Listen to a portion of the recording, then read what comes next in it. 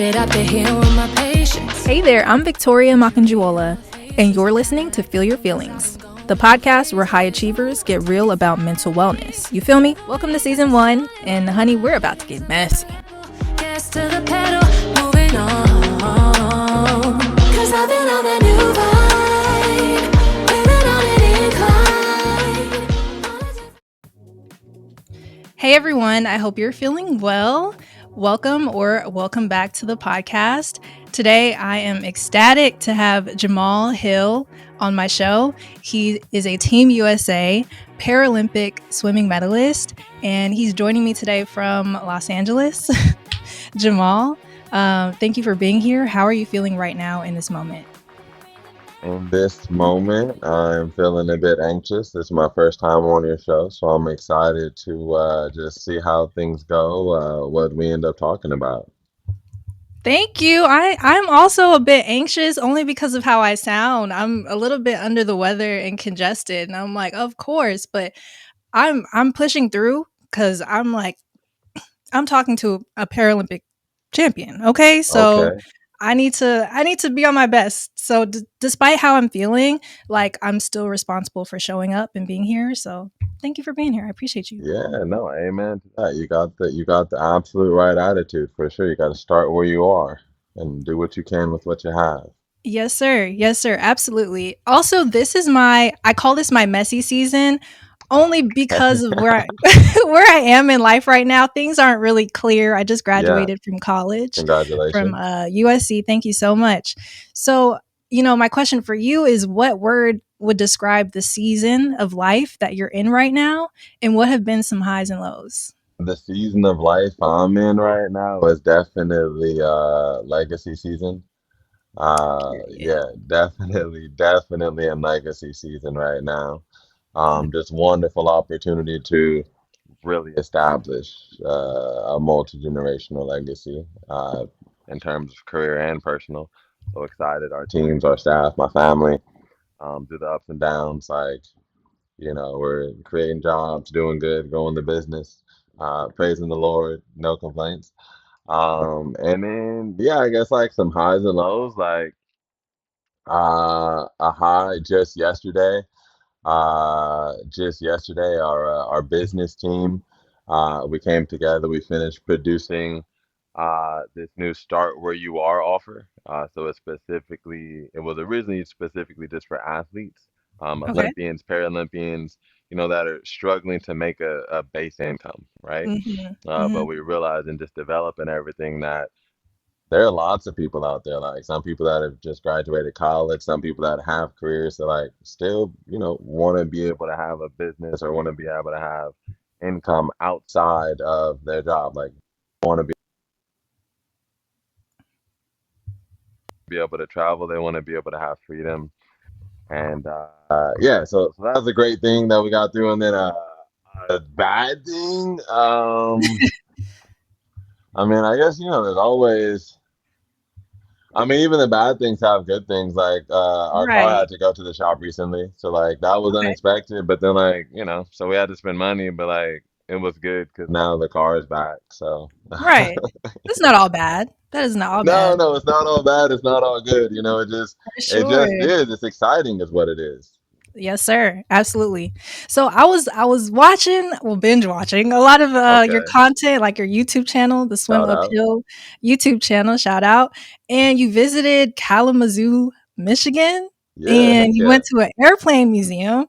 Okay. So you said that one of your dreams is getting an airplane's license and Mm-hmm. being a pilot. Yeah, So no doubt. if you weren't a swimmer, could you see yourself being a pilot? Um, I mean, like, I would probably be a pilot, but not in the traditional sense. Like, I would be a pilot and I would have my pilot's license, but like, I would probably be running like some type of like jet rental business or like airplane booking business. You know what I'm saying? Like, I wouldn't be like So somebody's pilot. still in that Yeah, like, space. I'm like, I'm a swimmer, but like, I'm not somebody's swimmer. You know what I'm saying? Right. Like, I'm my own man. We have our own brand and Yeah, businesses, and I'm great at swimming. So I'll be a great pilot, but like, I absolutely. probably wouldn't be flying people around. I'll be helping people get the planes they need to fly around. I love that. I love Yeah. that. Like when I was younger, I wanted to be a pro athlete. I saw myself going to the Hello. Olympics in What tennis. sport? In tennis? In tennis, That's yeah. a great The sport. Williams sisters, still look up to them, Venus and Amen Serena, to that. I'm drinking that Kool-Aid. Naomi Osaka. Like that was my dream when I was like 8 years old. So now that I've talked to so far on this podcast an Olympian and now a Paralympian. So I'm super just again blessed to have you on the show. Like you have no idea. Younger me is like really happy right now. So Mm, speaking of athletes, who are your favorite athletes to watch right now? my favorite athletes to watch right now? Mm-hmm. Oh, I'm about to be a Yep. bad sports fan. Any sport, it's I'm okay. about to be a bad sports fan.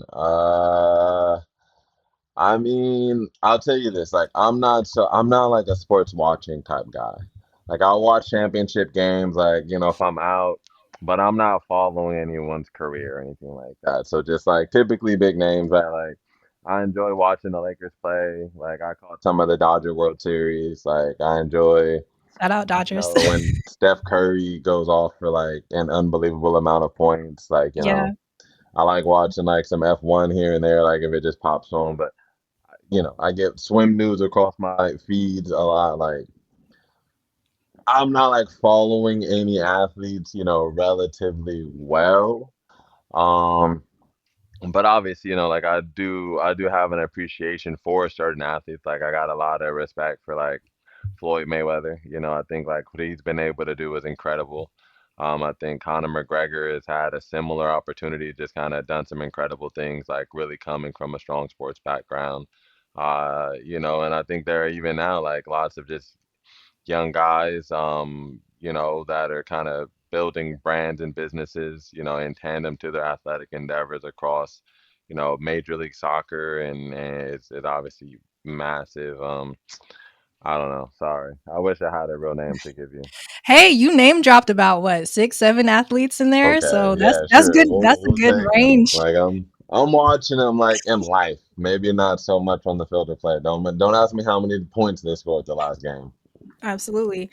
So now I want to talk more about your foundation called Swim Okay. Uphill. Uh-huh. Tell me more about Swim Uphill and how did it come about? Yeah, so our mission at Summa Pill is to eradicate global drowning through education. Our big goal right now is to be teaching 1 million people around the world how to swim every year. Um, that really came about, and I actually go through this in our new course in materials called Start Where You Are. It started just with me doing an exercise called Eulerian Destiny, and it's an extremely useful tool, especially for young people, especially when you're just getting started. It takes four aspects of your life, and the four most core to who you are, like what people compliment you on, what you've been doing the past 5 to 10 years, what your childhood was like, what you could talk about endlessly, and at the convergence of that diagram, it refines pretty much a niche audience that you want to focus in. And so for me, back when I started Swim Uphill Foundation and even started pro swimming in 2016, 2018, everything pointed toward swimming. Obviously, it pointed toward education. It pointed towards swimming. It pointed towards education. It also pointed towards structure building, right? Like Mhm. more so uh, building than like stepping into what's already made. And that really like led me to be like, hey, listen, I love being a pro swimmer, but there's got to be more that I can offer to the world than just me being a pro swimmer, and really coming to learn the number of drownings that happen every year around the world, mostly low income, damn near all low income communities. Those are the highest stats, right? Doesn't matter what race they are, what ethnicity, like low income country, low income city. That's where people are drowning. That's where the accidents happen. And that's where access to education is the most limited. That's where access to the resources are most limited. And that's really what we focus on bringing there. For Yeah. sure. So shout out to What do you you, though. think? Shout out to you, right? Because so for us to do that, right? To teach one kid to swim, and this is incredible. Around the world, the average it takes us about $12.50 a month to be able to make that happen for these kids. Mm-hmm. And so shout Mm-hmm. out to you for stepping up and adopting a kid just out of university, and you've Yeah. already adopted your first child. Quite the Yeah. philanthropist you're becoming Yeah. here, Victoria. Absolutely. Thank you. I encourage everyone to donate to Swim Uphill. Check out Jamal's the website and see what it's all about for sure. And this is actually not my first time hearing about Swim Uphill. So I went to USC, graduated from University of Southern California, and the career office hosted this career seminar, Mm, and you were on it with, I think, another representative from Swim Uphill, and mm-hmm, I was just listening in. I was just watching. I don't think I spoke up mm-hmm. much, but this was earlier this year before I Yeah, graduated. yeah, yeah. And this was to find out about interning there, and Exactly. I was still living in Los Angeles, and at the time I was working in like a different field.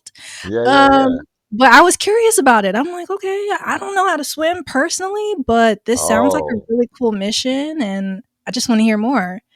that's So yeah, awesome. so No, it's, that's awesome. it's really Funny cool. enough, we just finished that cohort maybe like one Oh and a half wow, months ago.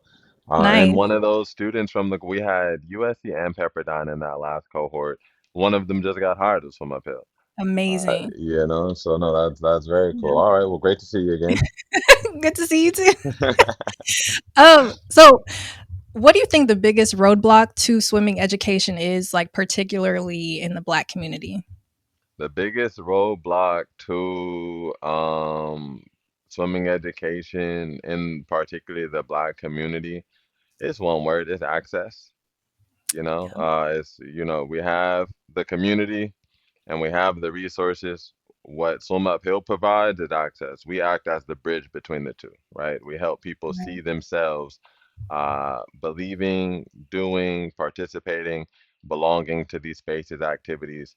And we do that through a myriad of ways with our programs, with our trainings, and also with our partners and their platforms that literally allow kids to, scan their faces into aquatic stories from all over the world, to play aquatics video games with characters that look like them from their community in major cities around the world, practicing skills at home, making that something that's just foundational to every student, and providing those metrics to larger entities through municipalities, cities, school districts, and even private organizations, right? So that's all through our private partner, Swim Suite, which we leverage their platform and technology as a SaaS platform to really make that million people a year engageable and scalable. So that's the biggest barrier. Answer to your question is access. There's no Yeah. bridge, right? Like in layman's terms, more times than not, you just like end up with the white savior complex, right? Like you got somebody who doesn't look like the people that they're trying to help, telling them Mhm. about how they can help them and what they need and what they want. And even if what they're giving is great, it's like, listen, the people here do want it, but they don't want it if it's coming from you. They don't want it if Absolutely. it doesn't reflect them or their needs or their desires. And that's what we do. We come in, we bridge that gap.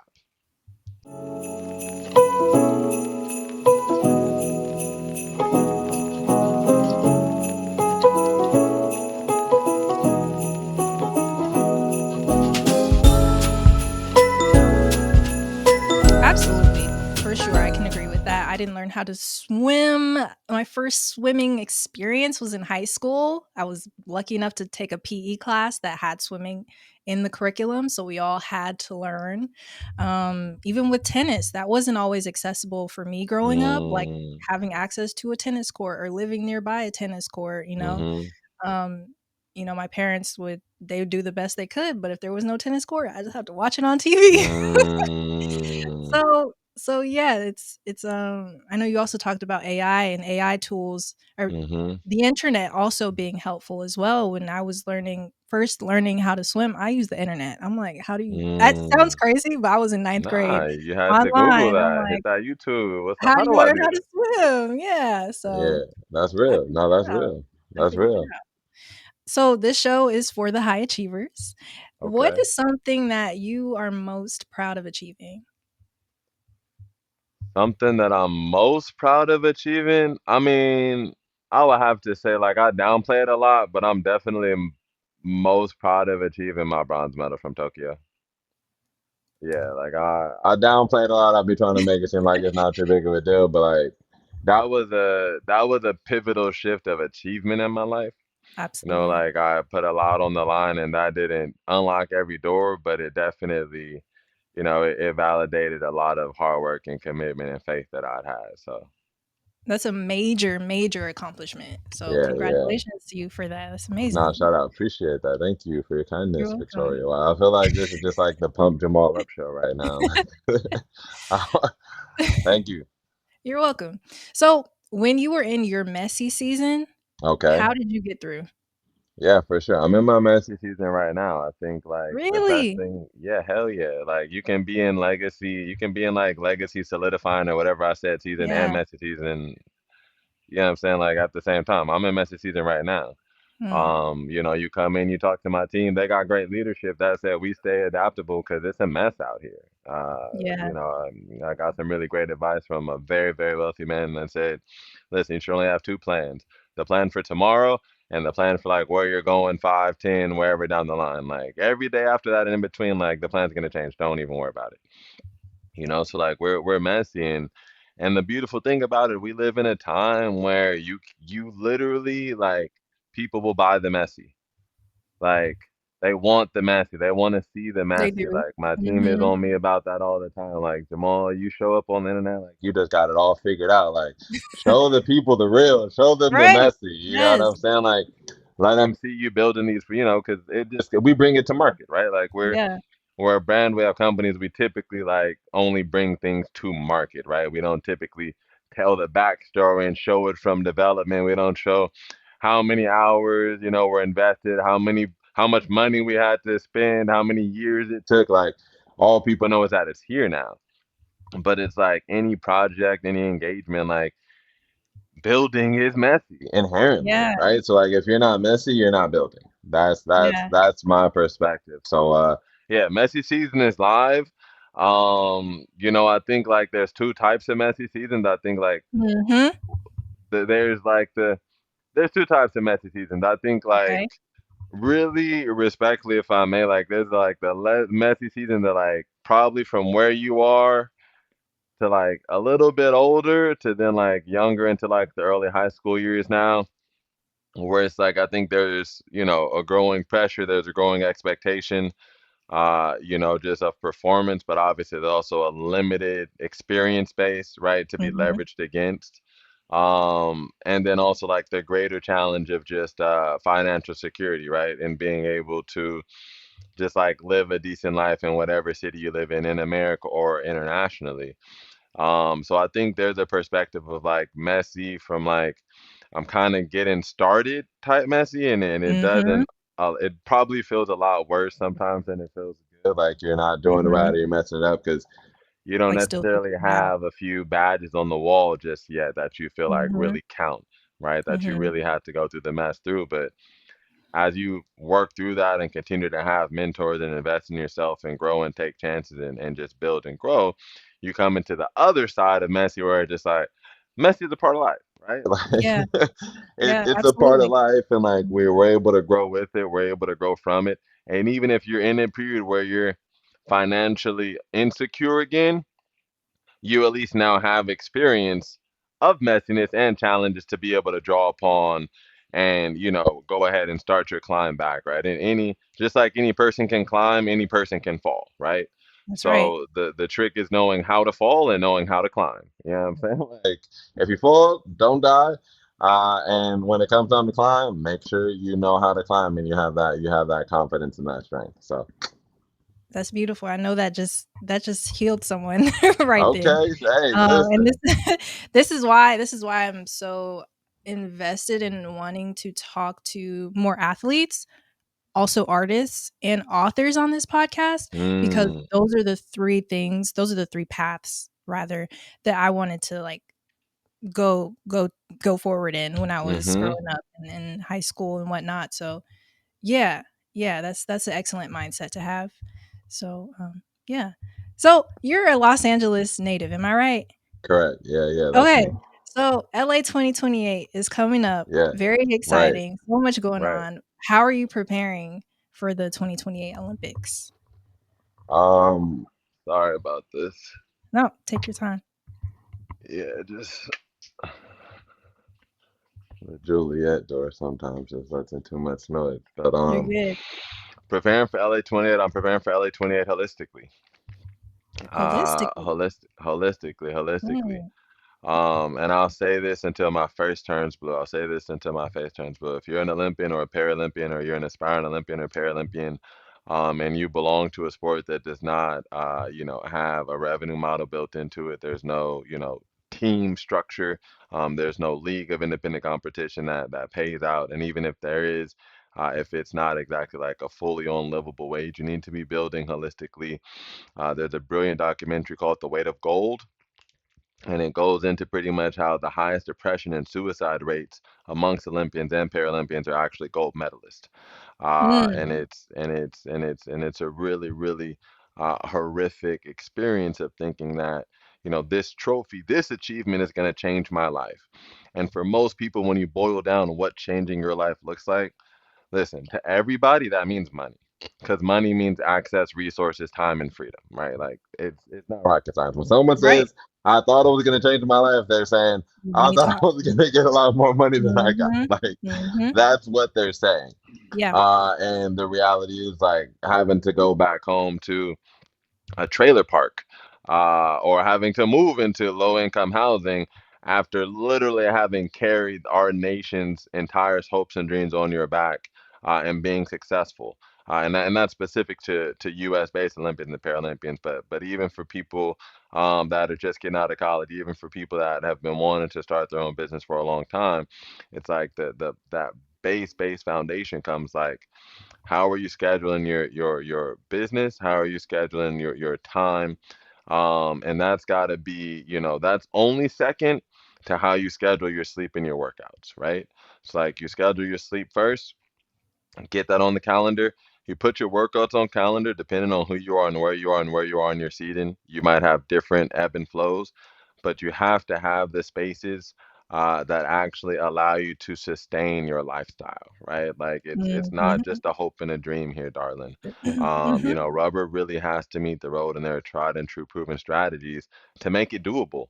Hmm. And to not lead to destitution, to not lead to depression, and to ultimately not lead to premature death.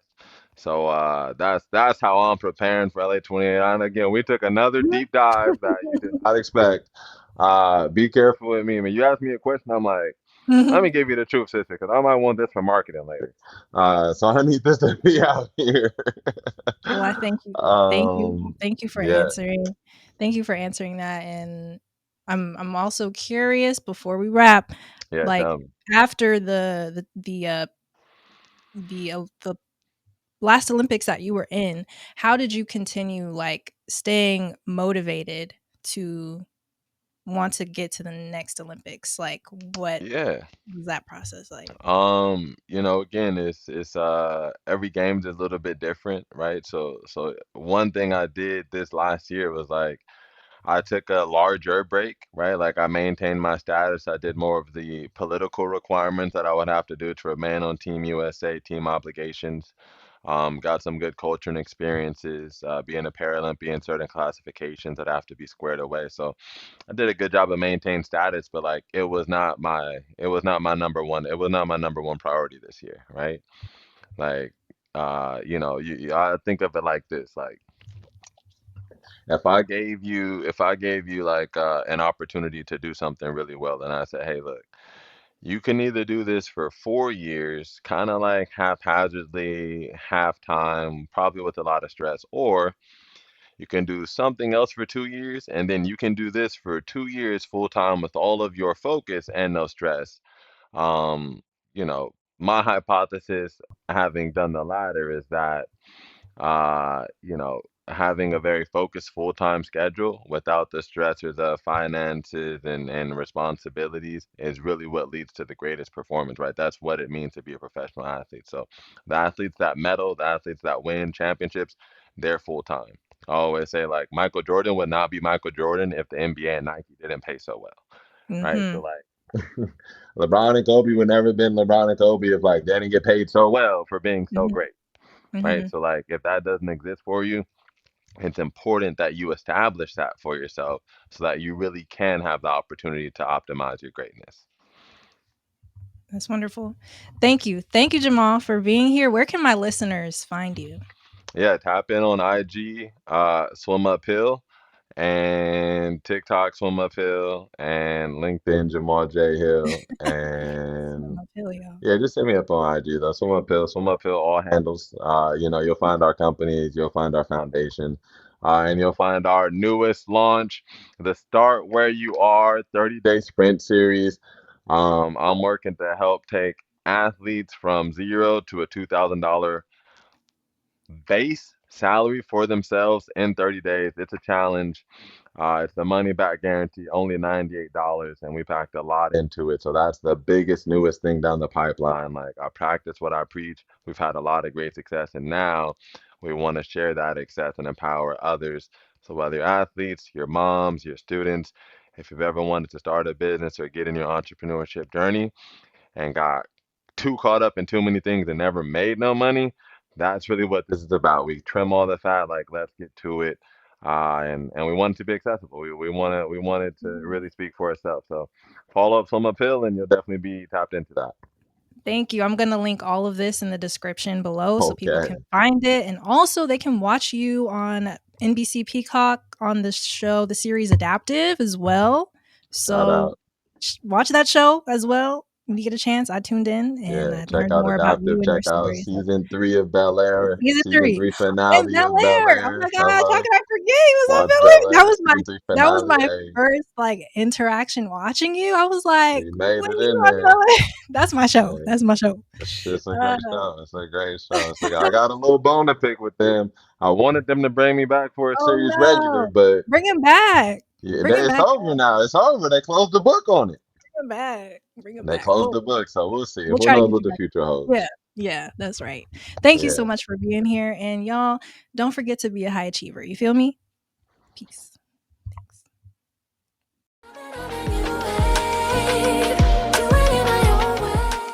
I think one of the things about me that I appreciate is when people that I know and don't know ask me what I think about something.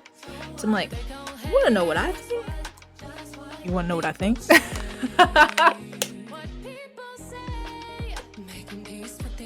And I'll tell them. I will straight up tell them. Maybe that's the Leo in me. Goodbye to the trauma, shedding all the fears, all the tears, all my So, trauma. yeah, let me know what your thoughts are in the comments section. If I've improved, if there's more that you want to see, feel free. Like, what kind of guests you want to see on the platform? Is there someone you have in mind? Even if it's like a big name artist, athlete, author, send them my way. I think I'm ready and I'm prepared and I'm looking forward to having those bigger and more open conversations. Another thing that I realize I love is having high level conversations. I love working with people on like big projects. I love those kind of things. Like the LA 28 games is coming up and I'm putting it out there to, my network and my friends and my community that I want to work to help I want to work with LA 28 to help bring the Olympics to LA and to the States and have it be the best that it can be because LA is a fantastic city with amazing, good-hearted people that I encountered.